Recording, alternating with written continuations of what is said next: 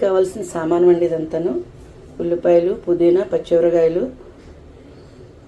ఆకు, కొత్తిమీర, కరివేపాకు, జీలకర్ర, సోంపు, దాల్చిన చెక్క, మిరియాలు, లవంగ మొగ్గలు, ఎలాచి, దాల్చిన చెక్క, ధనియాల పౌడరు, గరం మసాలా పౌడర్ అండి, కుక్కర్ అండి.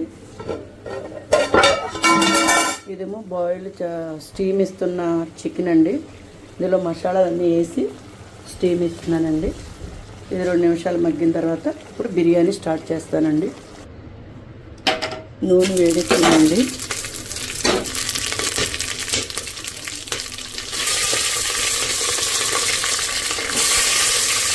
ఉల్లిపాయలు,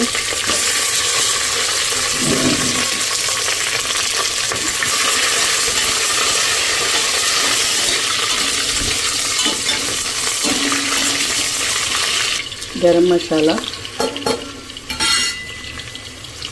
పేస్ట్ అండి, ఉప్పు, కారం, పసుపు అన్నీ వేస్తానండి.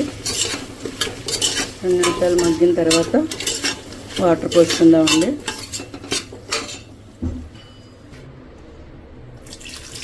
నీళ్ళు పోస్తున్నానండి. 2 గ్లాసులన్నరకి కేజీ చికెన్ అండి. అంటే కేజీ చికెన్ బిర్యానీ చేస్తున్నానండి. ఇది చికెన్ బిర్యానీకి కావాలని కొంచెం మగ్గబెడుతున్నాను చికెన్ని. ఉప్పు, కారం, పసుపు, గరం మసాలా, అల్లం వెల్లుల్లి పేస్ట్ వేసానండి. ఇది మగ్గిన తర్వాత మళ్ళీ మీకు ప్రాసెస్ అంతా చూపిస్తాను. బిర్యానీ ఆకు, దాల్చిన చెక్క, సోంపు, లవంగ మొగ్గలు, ఎలాచి, మిరియాలు, సోంపు, జీలకర్ర, ఇవన్నీనండి. సోంపు, జీలకర్ర, ఆవాలు అవన్నీ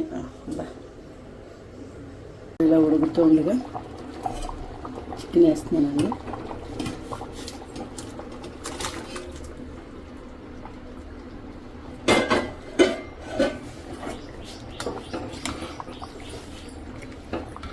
Andhra chicken biryani style, Andhra chicken biryani style అండి. ఇది ఆంధ్ర స్టైల్లో చేశాను.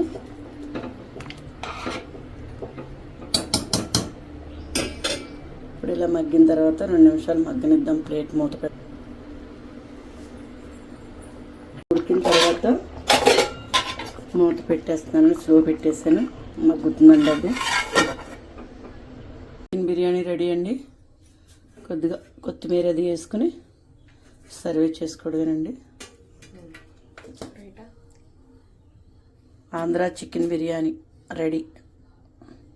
లైక్ కొట్టండి, నచ్చితే షేర్ చేయండి. బాయ్. రెడీ అయిపోయింది చూసారా, తింటున్నాము.